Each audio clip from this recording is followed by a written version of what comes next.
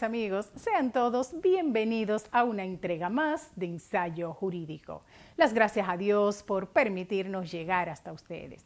Y bien, como en cada entrega, nuestro compromiso de traer temas actualizados en derecho de familia, migratorio y en la entrevista central, un conversatorio interesantísimo con el destacado doctor José Gregorio Cabrera. Él es un abogado experto en temas de negocios internacionales y con quien vamos a comentar el tema de las offshore, o mejor conocida como paraísos fiscales, sus ventajas, sus bondades y quienes han estado en problema últimamente con este tipo de empresa internacional. Tras la pausa.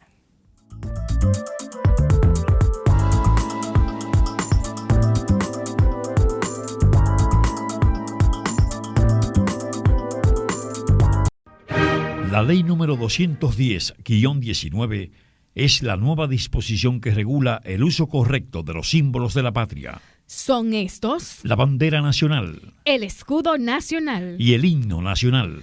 Amar la patria es respetar estos elevados símbolos de la dominicanidad. Un mensaje del Instituto Duartiano llega a ustedes gracias a la generosidad de este medio.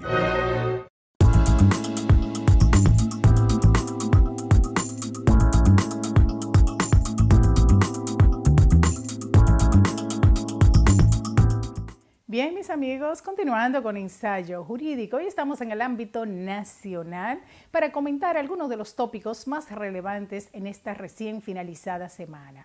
Y bueno, ha tenido muchos comentarios el tema de las declaraciones del ministro de Interior y Policía, Chu Vázquez, luego de haber culminado un seminario internacional para fines de tomar pautas para la posible o inminente modificación a la Policía Nacional.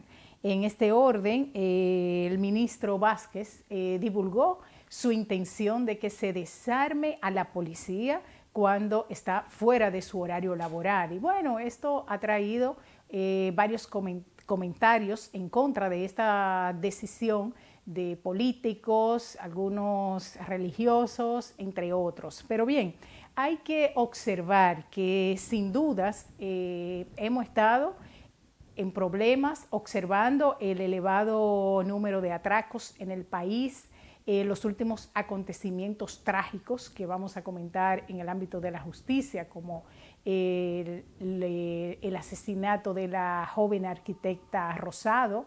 Y bueno, entonces definitivamente cuando un policía culmina su labor, su horario de trabajo, ¿por qué tiene que usar de manera personal su arma de fuego en las calles?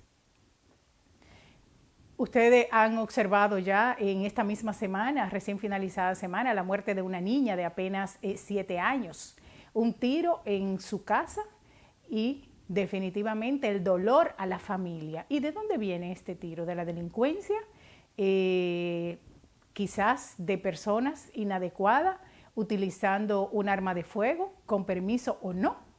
Definitivamente, esta decisión que ha divulgado el ministro Vázquez nos parece oportuna porque definitivamente será un replanteo luego de educar a los miembros de la Policía Nacional, porque dentro de las modificaciones o la reforma policial que se está planificando, por supuesto que tiene que existir, tiene que ir de la mano con la formación académica, la formación o control psicológico de estos agentes.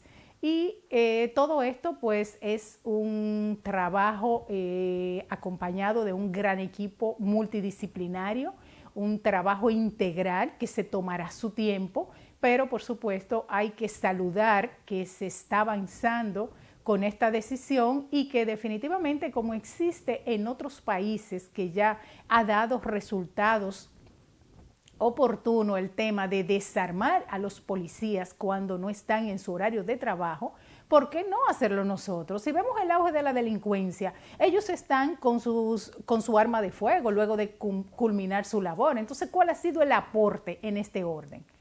Entiendo que es una medida oportuna y que necesita del apoyo, del consenso de la sociedad para que se pueda llevar a cabo y hay que darle el apoyo adecuado para que las medidas que se tomen se hagan cumplir y que definitivamente podamos vivir con un poco de paz y tranquilidad y seguridad en el país con nuestra Policía Nacional, pero con una Policía Nacional preparada, capacitada, consciente de cuál es su rol y donde definitivamente se haga la depuración necesaria para aquellos que estén o han estado en conflicto con la ley, pues no sean parte ya de esta institución, que se haga un cambio radical, donde definitivamente todo aquel que aspire a ser policía es porque primero tenga la vocación y que el concepto de policía no sea nada más para aquellos que no dan para otra cosa. Penosamente han sido los más aquellos que no tienen ningún tipo de capacidad para hacer una labor, pero hay que destacar que dentro de esa policía muy dañada, muy contaminada, de verdad, hay gente valiosa y preparada que sí ha hecho y está haciendo un trabajo digno, con honestidad, pero son pocos definitivamente. Y estamos apoyando la decisión y sumándonos a que definitivamente se dé todo el aplauso necesario para que las medidas a tomar sean adoptadas de la manera idónea y que definitivamente todos estemos en la línea de que sí queremos una mejor policía, pero hay que tomar decisiones contundentes que puedan traer resultados inmediatos. Y bueno, y como decía en principio, en el futuro hay que ver ya si estas medidas conllevarían algún cambio distinto al original. Bien, en otro orden, también en el ámbito nacional, un tema muy controversial y que ha traído reacciones, de hecho ya hasta en los tribunales del país. Se trata de las decisiones que tomó el gobierno y salud pública para exigir la tarjeta de vacunación a todo ciudadano en los centros públicos, académicos, privados también, centros de trabajo. Será una necesidad a partir del 18 de octubre que cada ciudadano ande con su tarjeta de vacunación y por lo menos, mínimamente, tenga la segunda dosis. Lo correcto es que tenga la tercera, ¿no? Para estar más cubierto, pero contra el COVID-19, pero definitivamente con la segunda dosis podrá trabajar, ir a todos los centros comerciales y demás.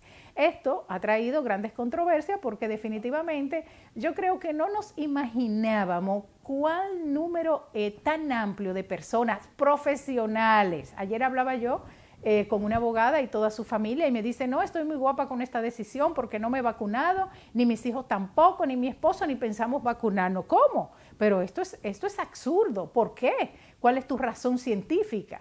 Entonces, definitivamente, esta decisión del Estado Dominicano de Salud Pública, del Poder Ejecutivo, ha sido muy oportuna porque definitivamente tenemos que proteger nuestra ciudadanía y además no nos olvidemos que el Estado Dominicano es el garante de la salud de nuestros ciudadanos, definitivamente de todos los ciudadanos. Y esto, si vamos a la Constitución, lo vamos a observar inmediatamente en el artículo 61, que esto será parte de la defensa de esa demanda que ha sido ya apoderado el Tribunal Superior Administrativo de un recurso de amparo con relación a estas disposiciones, ya que los abogados que lo han incoado la consideran inconstitucional. Pero bueno, decía la importancia de recordar el artículo 61 que habla del derecho a la salud, donde toda persona tiene derecho a la salud. En consecuencia, el Estado debe velar por la protección de la salud de todas las personas. El acceso a los medios de salud, el mejoramiento, alimentación y demás, todo esto es responsabilidad del Estado, pero precisamente dentro de esta responsabilidad es que se enmarca la decisión del Estado Dominicano concomitantemente con Salud Pública, que ha emanado la resolución que establece la 0048, que establece las disposiciones a partir del 18 de octubre, donde se va a exigir, como decía, la vacuna a todos los ciudadanos que estén buscando un servicio, una asistencia en estos centros de trabajo, de educación, tanto públicos como privados. Y además, señores, la ley de salud pública tiene que tener sus excepciones, porque, como decía, si salud pública y la Constitución, el Estado Dominicano, son los garantes de nuestra salud, no podemos pensar en un artículo, por ejemplo, el artículo 39 de la propia Constitución, el derecho a la igualdad, todas las personas somos iguales ante la ley, etcétera, etcétera, pero no. El alcance del Estado Dominicano para la protección de la salud y salud pública van más allá de ese derecho, porque definitivamente cuando se promulgó la Constitución del 2010 no teníamos el coronavirus en el país, pero vamos a esperar la respuesta, más bien el conocimiento de este recurso de amparo del Tribunal Administrativo, porque vamos a ver mucho más en derecho de este recurso de amparo en contra de una disposición que lo único que busca es proteger a la ciudadanía y de la cual nos vamos a beneficiar todos y todas. Entonces, de verdad que no entiendo la reacción de tanta gente. Y además, señores, hay que ver los centros de vacunación, cómo están después de esta disposición. Pero esto es muy saludable. Tenemos que estar agradecidos de que el Estado esté velando por la protección de todos nosotros. Y que bueno, y que ahora las personas se han sentido conminadas a ir detrás hasta de su primera dosis, que eso es una sorpresa a esta altura del juego, cuando lo que hay que agradecerle al Estado Dominicano, que ha invertido tantos recursos en las vacunas, pero además, señores, hay que saludar otra decisión. Ustedes conocen ya otros medicamentos que han sido aprobados internacionalmente y por los organismos de control de salud y que se aplican principalmente en Miami, en Nueva York y en varios estados de los Estados Unidos, precisamente inmunotratamientos que van a favorecer a las personas que tienen el COVID desde los primeros días, que le van a evitar. Son tratamientos inmunes que van a trabajar todo su sistema de protección y además van a evitar que hasta contagiado usted vaya a un quirófano. Y ya el gobierno dominicano tiene estos medicamentos que son costosísimos y están a la disposición en algunas provincias del país. Entonces, lo que decía, señores, tenemos que ser agradecidos y apoyar al Estado Dominicano con estas decisiones. Y otro asunto importante que no deja de lado esta resolución del Ministerio de Salud Pública es el régimen de consecuencias, porque sin un régimen de consecuencias no hay temor a violentar una norma y precisamente también me parece oportuna la decisión de sancionar con 10 años de prisión a aquellas personas que falsifiquen la tarjeta de vacuna o los resultados de la prueba PCR.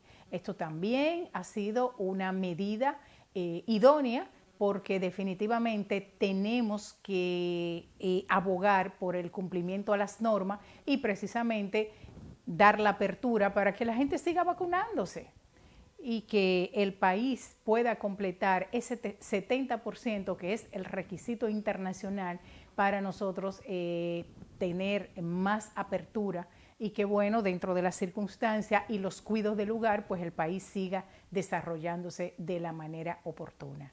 Bien, con estas informaciones vámonos a una brevísima pausa y volvemos en el ámbito de la justicia.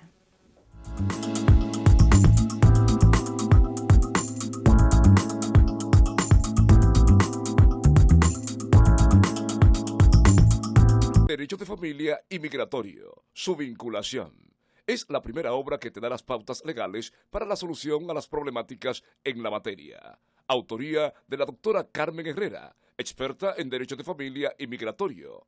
Adquiérela ya en Centro Cuesta Nacional, Gaceta Oficial y la Asociación de Abogados y Abogadas Independientes ANAI.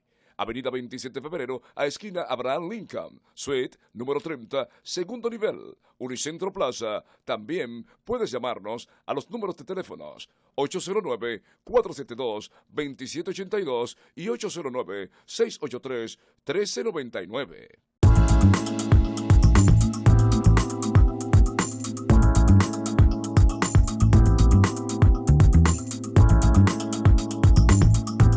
Continuando con el ensayo jurídico, estamos en el ámbito de la justicia. Y bien, en esta recién finalizada semana se conoció la medida de coerción en contra de los implicados en el asesinato de la joven arquitecta Leslie Rosado. Este acontecimiento horrendo, bochornoso, que nos llenó de dolor a toda la gran parte de la sociedad dominicana, particularmente como mujer, como madre, como ciudadana. Estuve muy conmovida por esta situación, por llevar tanta tristeza, tanto dolor a una familia de trabajo, una persona, imagínense, tan proactiva, tan joven, un hecho que de verdad improcedente totalmente, acompañado de mucha violencia, de muchas actuaciones todavía incomprensibles que están a cargo de la justicia, precisamente del Ministerio Público, la Procuraduría General de la República y, como decía, el padre de la joven arquitecta, el arquitecto Rosado, que se esclarezca el crimen, agradeciendo también además el apoyo a toda la sociedad dominicana al salir de la audiencia.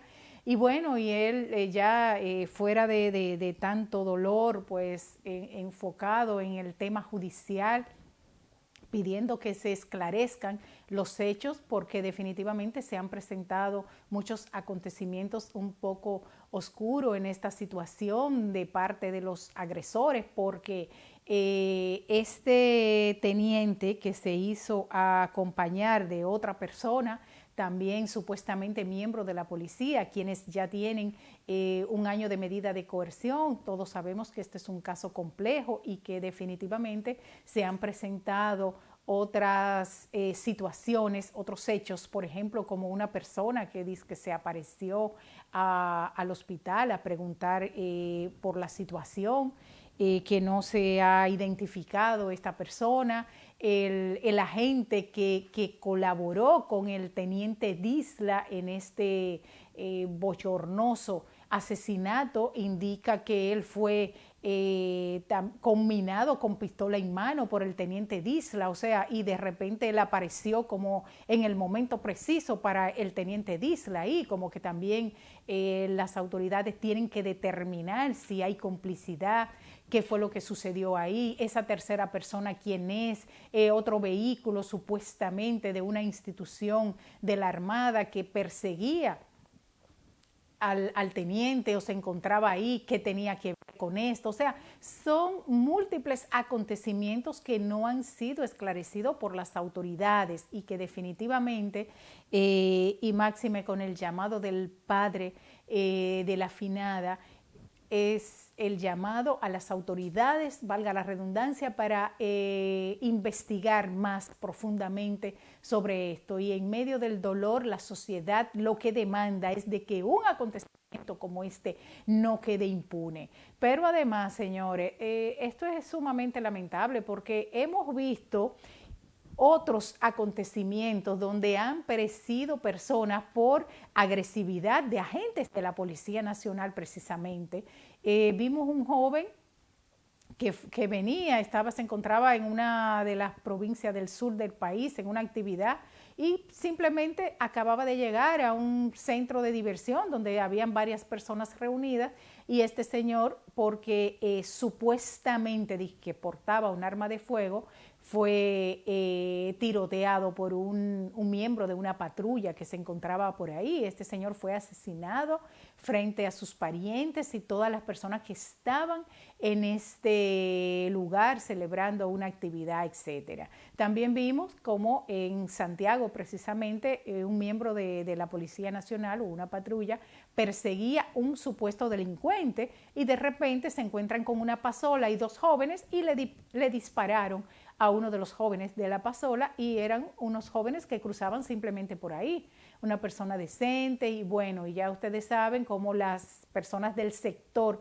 han estado con encendido de velas y clamando justicia. Y bueno, entonces los supuestos ladrones se le escapan a la Policía Nacional. O sea, ya la policía está muy desacreditada. También este acontecimiento de la arquitecta Rosado trajo a revivir todo lo que fue el dolor por la muerte de los dos jóvenes cristianos que fueron asesinados en Villa Altagracia, también porque confundieron un vehículo blanco con supuestamente estaban persiguiendo a unos supuestos delincuentes. Entonces definitivamente necesitamos policías preparados, capaces, educados para la persecución del crimen y no así personas que estén con un gatillo alegre disparándole al que le parezca que es la persona que están persiguiendo, o los ladrones, los supuestos ladrones que están persiguiendo. No, ya esto se rebosó, la sociedad no aguanta más y el dolor a las familias dominicanas,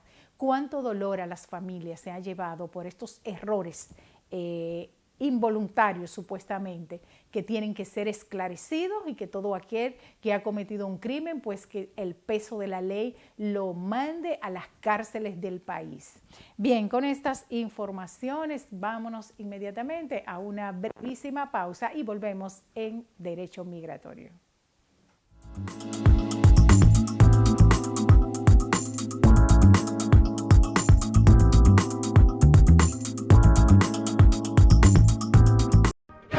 La ley número 210-19 es la nueva disposición que regula el uso correcto de los símbolos de la patria. Son estos: la bandera nacional, el escudo nacional y el himno nacional.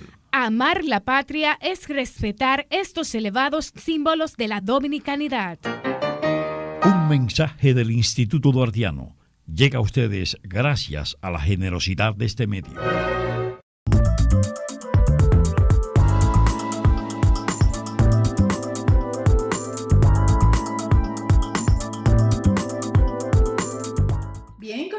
Con Ensayo Jurídico, estamos en la entrevista central y en esta ocasión muy complacido de traer a la comunidad jurídica y a la sociedad en general un conversatorio muy oportuno con el destacado doctor José Guerrero Cabrera.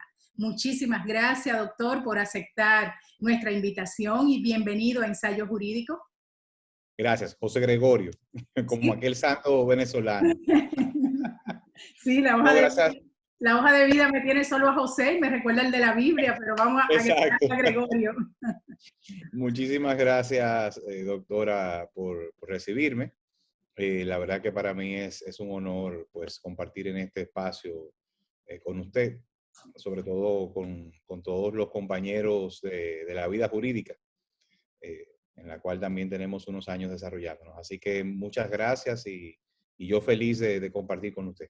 Muchas gracias, José Gregorio. Y fíjese que definitivamente tiene un currículum impresionante, nacional e internacional, pero vamos a dar solo unas pinceladas para que nuestros colegas conozcan un poquito de su expertise profesional. Y bueno, iniciamos con su graduación en la Escuela de Negocios de Varna, de acá en la República Dominicana, pero además con una certificación de la Universidad de Washington. Washington University. Sí, de Washington University, D.C. Y también tiene maestría en gestión política, estratégica, comunicaciones y campañas políticas per se, de la Universidad Pontificia Católica Madre y Maestra de Santo Domingo. También con su maestría en Derecho Público y Administrativo. También tiene de la Universidad Católica Madre y Maestra desde los años 1900 y 2003, la licenciatura, ¿no? Que ya tiene unos añitos de experiencia. Y bueno, definitivamente también en el ámbito internacional, haber pertenecido y ser parte de prestigiosas corporaciones internacionales como Infinity Media, también de la Philip Morris Internacional, donde realizó importante gestión a nivel de la gerencia en asuntos corporativos y del Caribe, o para el Caribe, y sobre todo también muy interesante ser parte del Pacto Mundial de las Naciones Unidas como director ejecutivo para Santo Domingo. Esto fue desde los años 2011 hasta el 2014. Y bueno, y todo lo que hemos visto además en los medios de comunicación y esto en su amplia experiencia en términos corporativos. Y precisamente le decía que nos motivamos al conversatorio por la importancia de dar a conocer un poco más a la comunidad jurídica y a toda la sociedad dominicana acerca de las corporaciones offshore, que definitivamente en los últimos tiempos han estado muy de moda en comentarios negativos. Y bueno, y en ese sentido nos gustaría explicar un poco sobre esta modalidad de corporaciones internacionales y que definitivamente, por supuesto que tienen bondades y no es como se han festinado solo para evasión de impuestos y demás, y que bueno, si bien el término significa lejos de las costas, podríamos apreciar que los inversores o socios fundadores de una offshore están buscando algunas ventajas fiscales. Pero bueno, antes de comentar más sobre este contexto, nos gustaría que de manera precisa, como experto en la materia, nos la defina de acuerdo a su criterio y también que nos explique sobre cuáles son estas bondades de la offshore y su utilidad principalmente para desmontar un poco esa intención más bien, o ese conocimiento de que, bueno, solo es para evadir impuestos o para acciones irregulares. Vamos a escuchar de usted. Bueno, lo primero que hay que señalar es el hecho de que no es lo mismo evasión que elusión en términos fiscales. La evasión es cuando el hecho generador de la obligación fiscal ya ha ocurrido y la persona física o jurídica obligada al pago de ese derecho generado, pues se excluye de ese pago o evita el pago a través ya sea de simplemente no realizar el pago o a través de maniobras fraudulentas. La elusión no es más que lo que algunos economistas denominan como eficientización fiscal. Es decir, cuando usted toma una operación, usted estructura una operación de negocios, de cualquiera que sea la naturaleza, y usted la estructura de una forma tal que los montos a pagar en términos fiscales, en términos impositivos, sean menores. Es decir, en un caso hay un hecho que genera una obligación.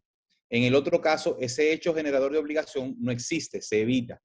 Y esa es la gran diferencia. O sea, hay que partir de esa primera definición. Por lo que en el caso de las offshores, yo diría casi en su totalidad, de lo que se trata es precisamente de jurisdicciones que tienen normas y marcos regulatorios que son más flexibles o que tienen marcos impositivos menos onerosos. Menos onerosos. Esa sería quizás la definición.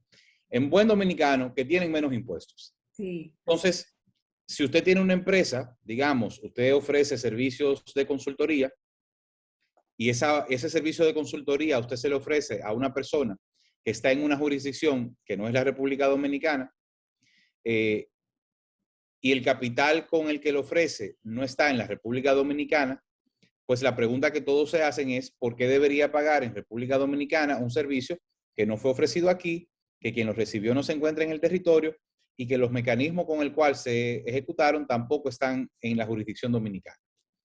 Amén de cuál sean las nacionalidades personales de quienes generan la obligación fiscal. Entonces, ese es el principio de una compañía offshore. Evidentemente, hay un background histórico que tiene mucho que ver más que con el tema de ser una compañía offshore, con el tema del secreto corporativo y el secreto bancario. Pero ese secreto corporativo definitivamente ante las constituciones modernas que a nivel mundial tenemos y la transparencia, que es lo que realmente hacia dónde vamos, ¿podría ir desapareciendo dentro de las offshore? Sí, y con el paso del tiempo lo que hemos visto es que a partir de la aprobación de la ley FATCA en Estados Unidos y de algunas otras medidas a través de la Comisión Reguladora de la Comunidad Europea, cada vez menos países se sienten, digamos, atraídos a constituir sus jurisdicciones como jurisdicciones que mantienen el secreto bancario y el secreto corporativo.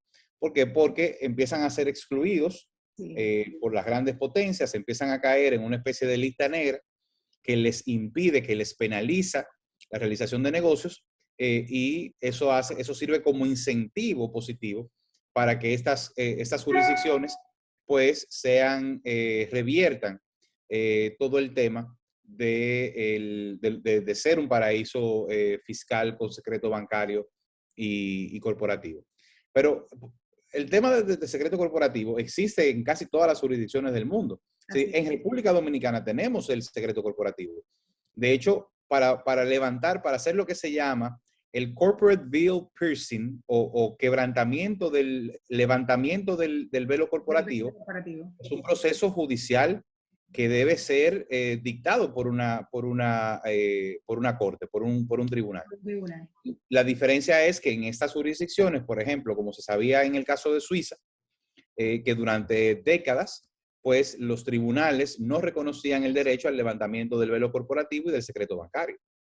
Sí, yo creo que aquí definitivamente desde el 2008 con la modificación a la ley de sociedades comerciales, se trató de dar un paso hacia lo moderno y es precisamente donde se establece el levantamiento de este velo corporativo por la vía judicial. Pero ¿te parece que tendríamos nosotros para ser más atractivo como país que modernizar un poco más nuestra ley de sociedades comerciales y de responsabilidad delimitada, la 479 per se? Porque si bien muchos se quejan de que, bueno, y hay muchas críticas cuando se aprecia que un funcionario político o diversos empresarios están dentro de esos paraísos fiscales y la gente se pregunta, ¿y por qué no le dan prevalencia a su país? Pero precisamente, como nos decía, están buscando unas ventajas en ahorros en torno al pago de los impuestos. Entonces, en ese sentido, ¿te parece que si nosotros damos un paso como hacia la modernización corporativa, podríamos ser atractivos y quizás evitar algunas inversiones dentro de estas offshore?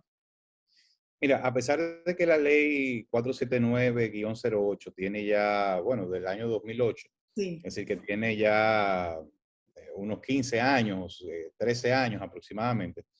Sin embargo, hay que reconocer que es un marco regulatorio bastante avanzado.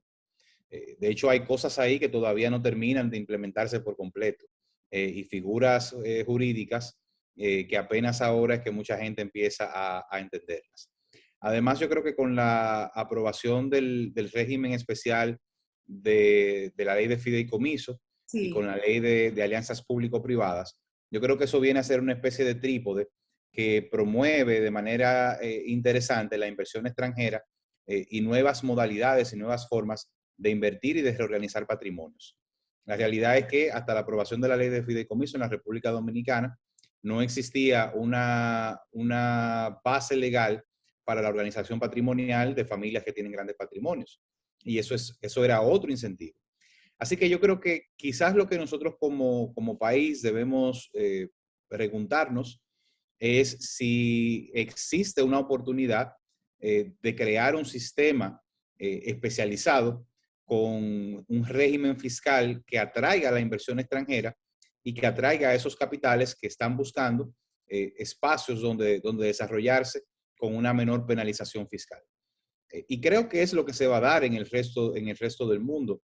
Si tú te das cuenta de lo que está pasando, por ejemplo, en el mercado de las zonas francas, no solamente en las zonas francas de producción, sino también en las zonas francas de servicio, la realidad es que la competencia que nosotros enfrentamos con países de Centroamérica como Guatemala, Costa Rica, Nicaragua no tanto, pero sobre todo Honduras, te das cuenta que la oferta que hacen estos países está basada precisamente en marcos regulatorios flexibles que le permitan a los inversores repatriar los capitales generados y que de alguna forma u otra dinamicen la economía. Entonces, yo creo que hacia eso es que vamos como naciones. Vamos hacia la libre competencia de los mercados, buscando esos capitales extranjeros que vengan y se instalen aquí y que vengan y que inviertan aquí o que al menos utilicen la plataforma del marco jurídico dominicano, pues para organizar sus patrimonios y para organizar digamos que la consecución familiar en aquellas familias que tienen grandes patrimonios. Eso sería muy oportuno y precisamente así como señalas, qué bueno que se esté comentando el tema en estos momentos cuando simplemente se habla de que el país tiene que abocarse a una reforma fiscal más adelante. Y hay que pensar también en el tema para ser más atractivo de diversificar los riesgos precisamente para que estos grandes empresarios se motiven a hacer las inversiones en la República Dominicana o en los países de origen, principalmente nosotros. ¿Perdón? No, que así es. Y realmente nosotros debemos empezar a pensar como lo que queremos ser. La República Dominicana tiene una oportunidad dorada de convertirse en un hub regional, no solamente para el Caribe, sino también para Centroamérica. Las condiciones políticas, de estabilidad económica y otras que son las que mueven a los inversores, en el caso de la República Dominicana son envidiables cuando lo comparamos con países de la misma región o de Centroamérica. Así con lo cual yo creo que nosotros tenemos, también influye en esto. así es. Con lo cual yo creo que tenemos una oportunidad dorada de convertirnos precisamente en un hub, no solamente un hub logístico desde el punto de vista del tema portuario. Por ejemplo, hay muchas multinacionales que se sientan aquí en República Dominicana, es decir, que el headquarter de su operación se encuentra aquí en la República Dominicana. Eso nos da también la oportunidad de tener más expatriados, de tener un flujo económico muchísimo más amplio y eso también a la vez puede servir de incentivo para que desarrollemos un marco regulatorio que invite a la inversión extranjera. Claro, y fíjate que también las últimas decisiones que ha tomado el gobierno y el Consejo Nacional de Migración, por ejemplo, con este tema de otorgar un plazo a los empresarios de 3 meses para regularizar a los expatriados que tienen acá en virtud de la ley 28504, también es un posicionamiento que favorecería la inversión extranjera, porque por supuesto va a dar más seguridad a estos inversores en el país. Así es, y me parece que en el gran esquema de las cosas, nosotros tenemos que empezar a buscar nuestro lugar. Así es. Yo creo que nosotros tenemos que empezar a dejar de vernos como la media isla pequeña que quizás somos geográficamente y empezar a entender el potencial que tenemos por nuestra ubicación geopolítica, Sí. por todos los recursos que tenemos disponibles, recursos naturales, por las características de nuestro mercado. Yo creo que nosotros tenemos que empezar a visualizarnos así. Es normal.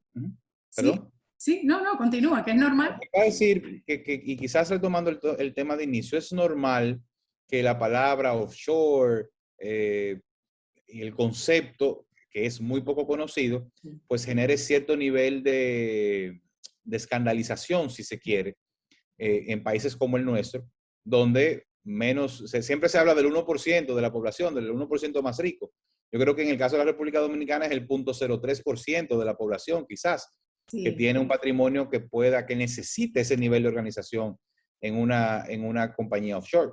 Tenemos que entender también que por primera vez en, 100 años, la República Dominicana tiene un presidente rico. Sí, definitivamente, claro. Es un concepto al cual no estamos acostumbrados.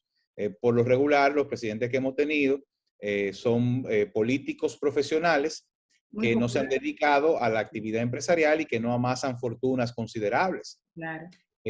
Con lo cual, si hacemos ese ejercicio, quizás desde Donald Reed, que es el más reciente, y antes de él, bueno, no sé cuál otro mencionar, quizás Jacinto Bienvenido Peinado, como fue presidente durante el periodo de Trujillo, quizás son los únicos 2 presidentes recientes o que nos lleguen a la memoria que hayan precedido de una familia empresarial, Adinerada, que hayan empresarial, amasado sí, una fortuna previo a su llegada al poder. Y claro. quizás también eso es parte de lo que hace que este sea un factor que la gente de verdad se escandalice, porque no estamos acostumbrados a eso. Eso es una realidad. Claro, no, y yo también pienso que definitivamente este presidente favorece esa parte, como decía, rico y con una trayectoria empresarial de familia muy pulcra, y definitivamente por ejemplo, el presidente Luis Abinader fue cuestionado ahora con las declaraciones de los destacados comunicadores que presentaron los Pandora Papers, y definitivamente nos parece que esa inversión la hicieron la familia, ¿no? Primero, tengo entendido que hicieron un fideicomiso y obviamente fue en el gobierno pasado, quizás con las garantías que se puedan establecer, como bien nos señalas, tomando algunas consideraciones para ser más competitivos como nación en términos corporativos y aduanales y demás, y con las normas nuevas que se puedan aprobar, ¿no? En beneficio del empresariado y toda la sociedad dominicana. Quien quita que el mismo presidente, sus propias empresas se motiven realmente a hacer todas sus inversiones en República Dominicana, ¿no? Así es. Además, aprovecharíamos y tomándote la palabra sobre la ley FATCA, que definitivamente ¿no te parece un poco contradictorio si Estados Unidos la crea en el 2010 para tratar de motivar al respeto al físico internacional en momentos cuando las offshore definitivamente estaban en un posicionamiento extraordinario, porque tengo entendido que han disminuido bastante, ¿no? Sí, de hecho, solo quedan unos 10 países que se definen como países no colaboradores. Ok. Ya ni siquiera se les denomina paraísos fiscales, sino países no colaboradores. Y son aquellos países que de una manera u otra, como decíamos previamente, mantienen cierto nivel de secreto bancario y corporativo. Por ejemplo, Panamá, que es la jurisdicción específica donde el caso del presidente de la República Dominicana, Luis Abinader, y su familia, porque ese es otro tema también que hay que aclarar. Luis Abinader, como persona física, es parte de un patrimonio familiar donde no necesariamente él tiene la decisión absoluta ni final del destino de los bienes de la familia. Es decir, en un gobierno corporativo de una estructura familiar, pues él es un voto, ¿no? o uno o dos votos, no sé cómo está dividido. Exacto. Con lo cual la decisión de sus otros familiares puede tener más peso e incidir en cómo se administra o cómo se cobija el patrimonio familiar. Doctor Cabrera, vamos a ir a una pausa, pero yo quiero que al retorno nos comente sobre alguna persona famosa que haya estado en conflicto con las leyes y que si ha sido parte, de acuerdo a su consideración, de la mala fama de las offshore. ¿Ok? Sí, Tras la así es. pausa. Sí. Perfecto.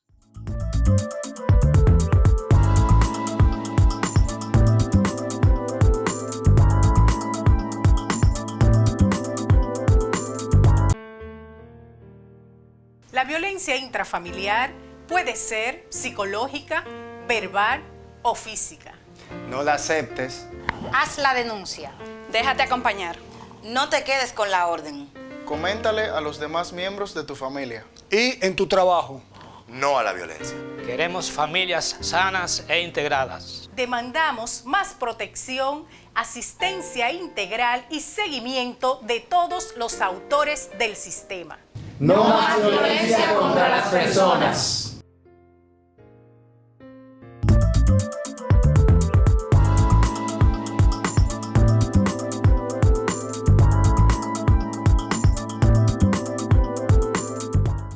Con ensayo jurídico y estamos conversando con el doctor José Gregorio Cabrera, quien es abogado, experto en negocios internacionales, y bueno, hoy estamos conversando sobre las bondades y la trayectoria de las offshore a nivel internacional y de los últimos comentarios o vamos a decir los últimos momentos importantes que han tenido o que tiene la offshore en la República Dominicana en la actualidad. Y bueno, y antes de ir a la pausa, yo le preguntaba, doctor Cabrera, sobre alguna persona famosa que haya estado o que esté en problemas con las leyes, que haya sido parte, vamos a decir, de la mala fama a nivel internacional que se le han dado a estas compañías internacionales. Bueno, en el caso de la República Dominicana no conozco ningún caso específico donde se haya demostrado que las estructuras de offshore se utilicen para distraer u ocultar bienes ilícitos.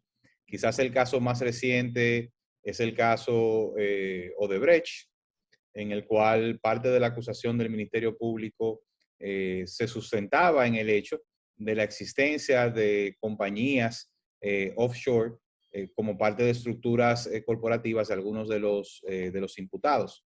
Sin embargo, el propio tribunal que conoció el caso y que dictó sentencia el pasado jueves 14, es decir, hace apenas 2 días, así es, precisamente estableció en sus consideraciones que el sistema de empresas offshore no es ilegal.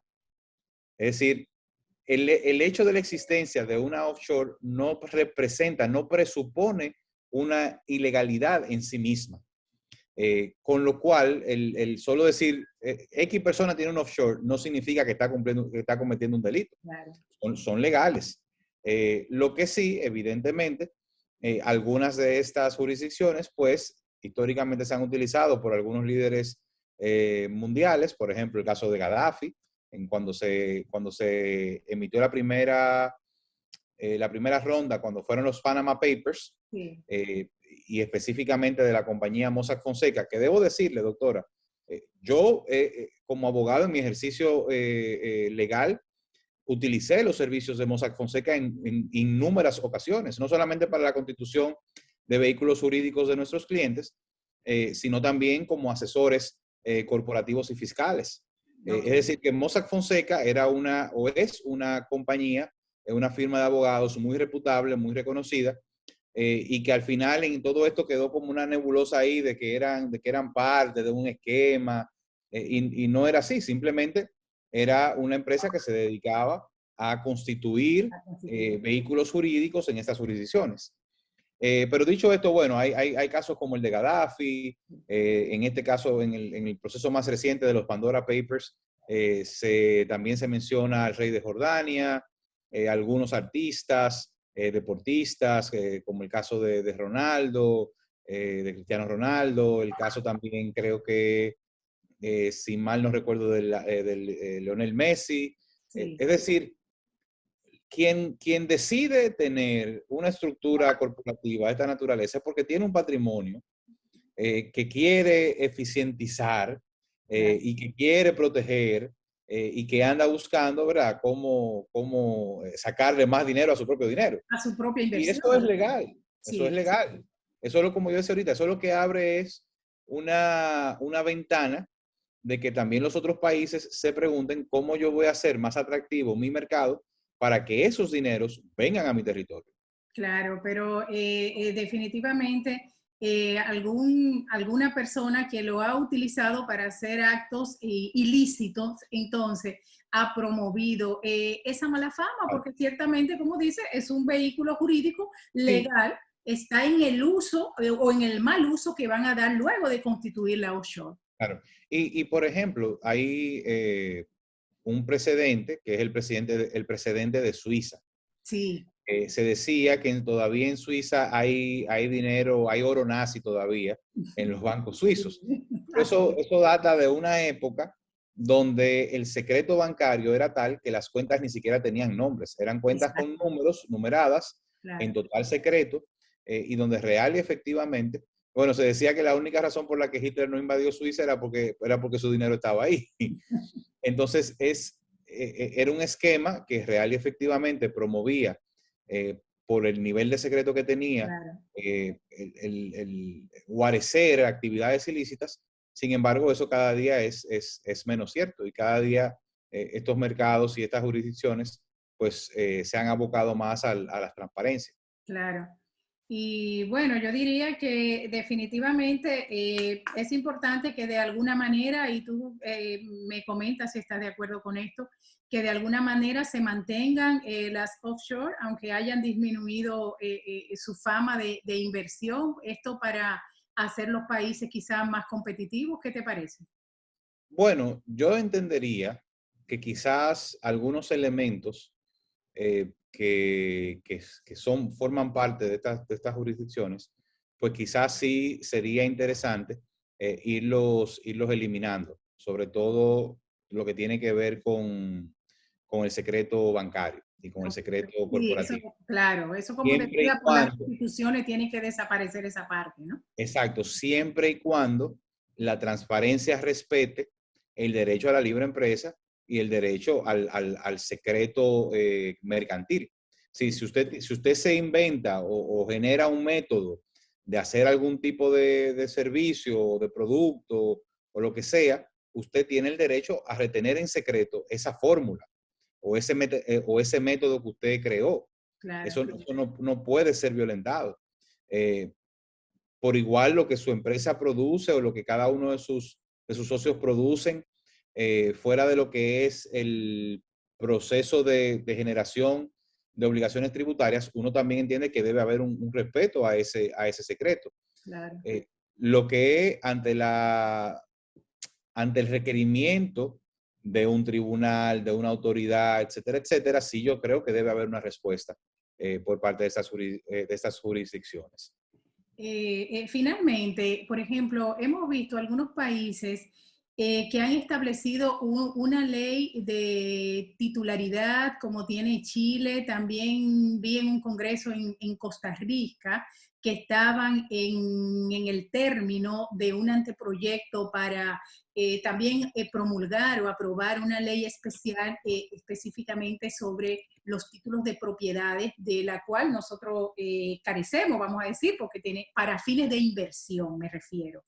Como que el título te permite a nivel internacional inmediatamente un pagaré más bien para inversión y demás. ¿Conoce algo sobre esto? Sí, bueno, ese es otro tema digamos, de los beneficios que pueden generar algunas de las jurisdicciones que tienen este tipo de sistema. O sea, la posibilidad de usted titularizar algunos bienes, algunos capitales, incluso algunas probabilidades de negocio. Sí. Es una de las formas en las que los mercados financieros modernos en grandes países pues se titulan y se negocian. Por ejemplo, si usted es la titular de un contrato de ejecución de una gran obra, eso tiene un valor en el mercado. Y la capacidad de titularizar eso como una forma de generar capital, de recapitalizar su empresa, por ejemplo, o de generar financiamiento, pues es importantísima porque es lo que dinamiza la posibilidad de hacer negocios. Entonces yo creo que eso también es una de las, y creo que en el caso de la República Dominicana, recientemente el presidente promulgó una ley, no recuerdo exactamente el número de la ley, que abre un poco más lo que son las operaciones dentro del mercado de valores de la República Dominicana, que hasta ahora se limitaban mucho a bonos. Es decir, en el mercado de valores dominicano no se negocian títulos, no se negocian acciones, sino que se negocian colocaciones de bonos y financiamientos muy conservadores, donde la capacidad de compartir el riesgo de los inversores pues es limitada. Pero evidentemente sabemos que a mayor riesgo, mayor beneficio. Así es. Eso Entonces, nos pone en desventaja a nosotros con otros países para fines de las inversiones internacionales. Así es. Entonces, por ejemplo, yo no puedo comprar acciones en el mercado, yo no puedo comprar acciones de una compañía X. Simplemente puedo acceder a comprar su deuda. Es decir, bonos estructurados, bonos corporativos a 5 años con X cantidad de retorno. Bueno, sin embargo, ¿sí? Perdón, sin embargo. No, que sin embargo, con este nuevo marco regulatorio que recientemente se aprobó, pues parece que esto va a cambiar y se le da más apertura a la posibilidad de que los inversores puedan compartir el riesgo con las compañías, formando parte no solamente como acreedor, como tenedor de deuda, sino también a compartir el riesgo dentro del negocio como parte, como accionista. Excelente. Yo espero que eso poco a poco nos va situando a nosotros en esa línea de la competitividad. Y bueno, y precisamente estamos avanzando con las normas jurídicas, como nos comentabas, y bueno, y poniéndonos en esa línea que definitivamente debe ser la de la apertura y el respeto a las normas. Bueno, doctor José Gregorio Cabrera, de verdad que muy agradecida por tan ilustrativa entrevista para todos los amigos televidentes, y bueno, si no tiene algo más que comentarnos, pues agradecerle la participación. No, gracias a ustedes, gracias a usted, doctora, por la oportunidad de compartir con usted y de compartir con su audiencia. Reiterarle que estoy a su orden y más que agradecido de esta oportunidad, de verdad que sí. Muchísimas gracias, pero además déjeme, doctor, combinarle, como lo hacemos cada semana, junto a todos los amigos televidentes, a que todas sus cargas, todas sus problemáticas, vamos a dejarlas en manos de Dios. Él tiene la solución. Amén. Creer en Dios, y hasta la próxima entrega de Ensayo Jurídico. Muchísimas gracias por acompañarnos. ¿Cómo no creer en Dios? Si me ha dado los hijos y la vida, ¿cómo no creer en Dios? Si me ha dado la mujer querida, ¿cómo no creer en Dios? Si lo siento en mi pecho a cada instante, en la risa de un niño por la calle, o en la tierna caricia de una madre, ¿cómo no creer en Dios? Si está en las